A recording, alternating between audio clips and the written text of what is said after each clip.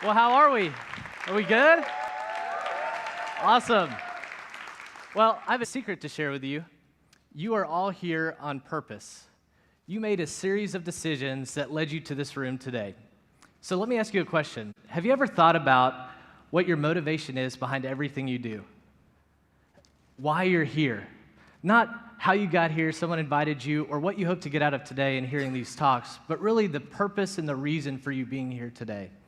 Well, this question has had such a huge impact on my life and has really become the foundation for my journey as a social entrepreneur. So today I want to look at two core motivators that really impact all of our decision-making and our motivation. So I was asked to come and share today about starting an unusual business in an unconventional way. So today we're talking about not business as usual. I'm the CEO and founder of Kamek. Kamek is an outdoor lifestyle brand that engages people in the adventure of changing lives.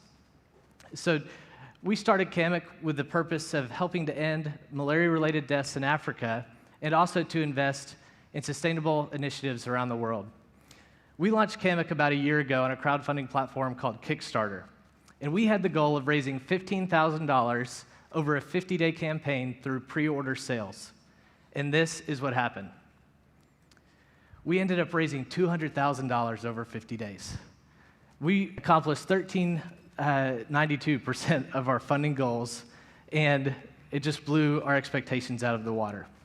And that led to this.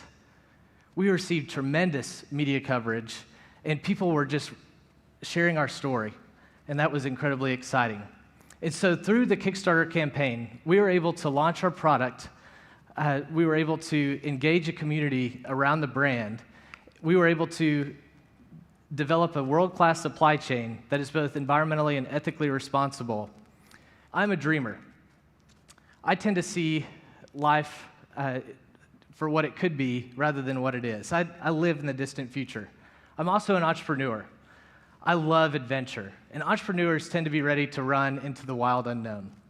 But there's a lot of fears associated with entrepreneurship, right? Or starting anything new. We all know that businesses fail all the time. Finances can become tough as an entrepreneur. There's the fear of competition, and I've experienced all of those fears firsthand. When we first started Kamek, I had many people tell us that this idea of starting this business was overly optimistic and not scalable. At that time, I was a full-time grad student, we were living with family, and we had no money. And when we launched on Kickstarter, our competition was ruthless, and needless to say, they didn't give us a warm welcome into the outdoor industry. But nothing could have prepared us for this. What? We're pregnant. This was definitely not in the forecast for 2012 fiscal year. But when my wife and I found out that we were pregnant, we felt two emotions simultaneously. We felt fear and love. Fear of the unknown and an overwhelming amount of love for our unborn son. And so in that moment, we had a decision to make. Are we going to move forward in love, or are we going to move forward in fear? And so I believe that in everything we do, people make decisions based on one of two things, either love or fear. And so if we were to trace all of our decisions back to core motivators, I believe that we would see that we are either intrinsically motivated by love or by fear. Okay, and that thesis requires way more time than I have to give today. So what I want to do is discuss how this belief has impacted our journey of Kamek, and also how I believe that our motivation can truly change the world. And so before I dive into our story a little further, we first need to define love and fear. So in our culture, there are many definitions for these two words, and in other cultures, there's many definitions. So for the purpose of talking about two core motivators, this is how I'd like to define fear and love. So fear is being self-centered with little to no regard for others. Love is being other-centered with little to no regard for self. So if you were to look at my life 3 years ago, it was drastically different. I had my dream job, or what was then my dream job. I was working for an amazing company. I made great money and experienced success and really got a taste of the high life early on. But with every new success, I realized that there was more and more fear that came with that success. As I excelled in my career, I realized that my pursuits led to more inward desires, and I really struggled with materialism. And there was this inward battle that really made me realize that I needed to make a drastic change in my life. So I did what many Americans do at a quarter-life crisis.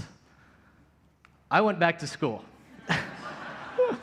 So my background was in business. I received degrees in business in undergrad, and so I decided to do something completely different. I went to go and get a graduate degree in cross-cultural communications. And during that journey of going back to grad school, I became fixated on asking why. I became like a 2-year-old asking why in everything.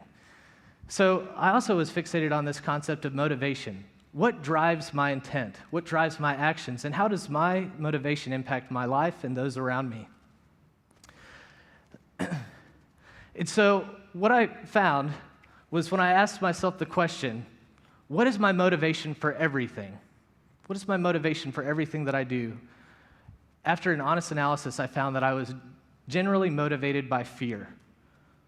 I was very self-centered and had little to no regard for others. And so I believe that actions inherently in and of themselves are basically neutral. Okay, so when we attach intent and motivation to those actions, they can have the power to have great impact for the greater good or devastating impact. And so when motivation is attached to actions and if fear is the base motive, I believe that those actions can be compounded to have devastating impacts. And a great example of this is in America during segregation, right? So if we're looking at fear, the definition that we gave is that fear is being self-centered with little to no regard for others. So what should I be motivated by? What should we all be motivated by? Well, I believe that we should be motivated by love. Why? Why should we be motivated by love? Well, because love is the fullest way to live. Love accomplishes the greater good. Love brings cultures and communities together. And above all, love conquers fear. And so you might be thinking, okay, Greg, you're talking about love. How in the world does this have practical implications in my life and in my business? And so I would submit to you that this has huge implications to your personal life and to your business. Simon Sinek is a well-known author, great TED communicator. He says that people don't buy what we do, but why we do it, okay? So he contends that the greatest businesses in the world, the greatest leaders, are dialed in on why, their reason and purpose for existence. And that brings success. And so he says our why makes all the difference. And what I'm asking us to do is take a look at a step further. What motivates our why? And that I would submit that we should be motivated by love. And so let me give you some practical examples of how this has had an impact on Kamek in our journey and how our brand looks way different because we take motivation into consideration. So when I first started Kamek, I had no intention of starting a business. I was in grad school as a full-time grad student, and during that time, I was taking a class on global needs. And that class wrecked me. I was exposed to harrowing statistics and facts on anything from sex trafficking to clean water issues, global hunger, and the list goes on and on. But nothing really impacted me as heavily as this. Every minute, a child dies from malaria in Africa. Really? It's 2012. How is that possible? Every minute, a child dies from malaria in Africa. This is preventable. It's treatable, and we have the tools at our disposal to eradicate this disease. And so I was impacted by that. And I realized in that moment of being impacted that I had a decision to make. Would I respond in fear and isolate and decide, you know what, I'm going to just worry about myself in this? Or am I going to allow that having an impact on me to motivate me to love, to have action to help others, however that would look? And so during that time, my brother introduced me to hammock camping. And I love the outdoors, so I was incredibly interested in this concept. And so at that time, I was also thinking about how can I purposefully engage in the fight against malaria? And so I had this epiphany. What if we were to create a lightweight camping hammock that could get people off the ground who are sleeping on dirt floors and would have integrated insect netting that could also provide vector-borne disease prevention from diseases like malaria. And that was the catalyst that got Kamek started. So it wasn't a desire to start a business. It was really out of my motivation to help others. And so Kamek was born out of this desire to love others. And so our mission statement really reflects our outward consciousness. And so nowhere in our mission statement will you find the words maximizing shareholder wealth, creating high-quality products, or the nuts and bolts of business. No, our mission statement is to equip and inspire for life-changing adventure. And so what that means is we are purposed to help others engage in the adventure of changing lives. And so our mission statement is outward-focused and is intended to help others, in turn, be outward-focused, to choose love as their motive. And so everything we do at Kamek is really run through this filter of our motivation. And so that has an impact on everything from our logo to the word Kamek. And so my brother and I were talking about lightweight camping hammocks having an impact overseas in developing countries.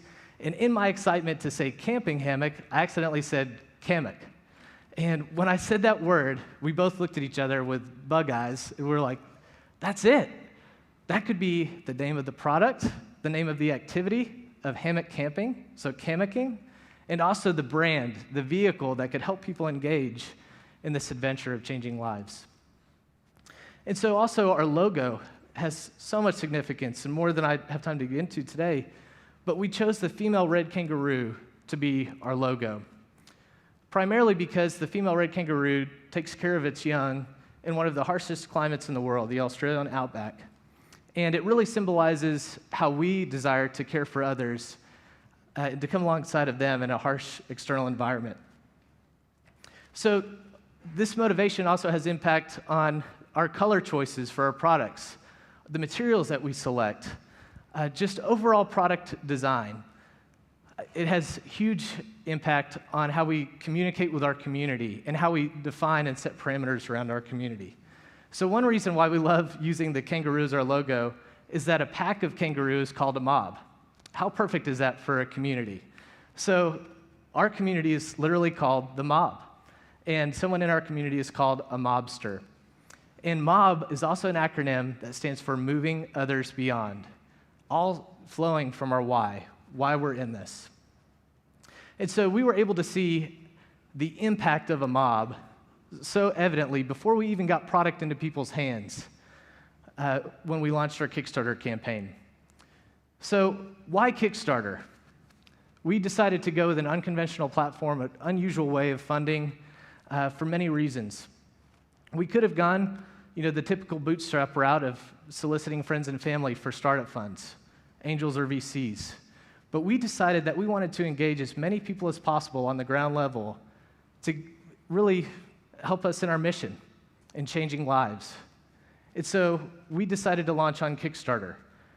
And in a 50-day campaign, we were able to connect with close to 2,000 people in over 50 different countries all around the world.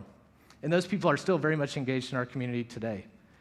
And so let me tell you a secret about Kickstarter. We applied to be on the platform on 3 separate occasions, and each of those times we were rejected. And I don't have time to go into why, but we were just very motivated to be on that platform, and we didn't let no stop our decision to keep applying. In everything that we did, our motivation really drove our purpose. And so when it came to our giving, we didn't want to just be another company that was implementing a buy one, give one model for products to help people feel good about their purchases.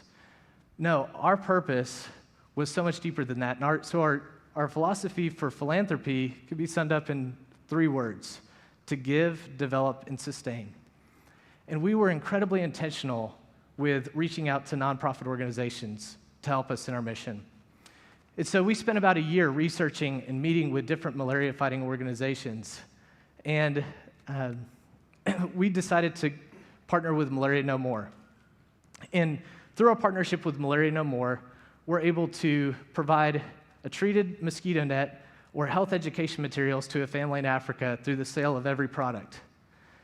In turn, we're helping Malaria No More accomplish their goal of eradicating malaria-related deaths in Africa by 2015. How cool is that? Think about that, 2015. So on top of that, we wanted to do more. So we decided to partner with 1% for the Planet and commit 1% of total revenue to environmental and sustainable initiatives. And through our partnership with 1%, we connected with Comfort the Children International. Comfort the Children is an amazing nonprofit that does work in Kenya. And they do some incredible environmental and sustainable initiatives there. But their work has had huge impact. Let me share a story real quick with you guys about Florence and Ruth. Florence is a single mom, and Ruth is a daughter with special needs. Ruth has cerebral palsy. And before connecting with CTC, Ruth would not have had an opportunity to walk or to receive physical therapy, and education was off the table. But Ruth, through her mom being able to work at CTC to provide a wage for her family, Ruth now walks today because of the physical therapy that she received, and also she's received an amazing education. And so when I dream about the world that I want to live in, and I dream about the world that I want my son to grow up in, I dream about a world where malaria does not exist. I dream about a world where people choose to be motivated by love. You know, I think we owe it to ourselves to ask the question, what is my motivation for everything? We're all in the same boat. We're all here to help each other. And I believe that if we are all motivated by love, there's nothing we can't accomplish. Thank you.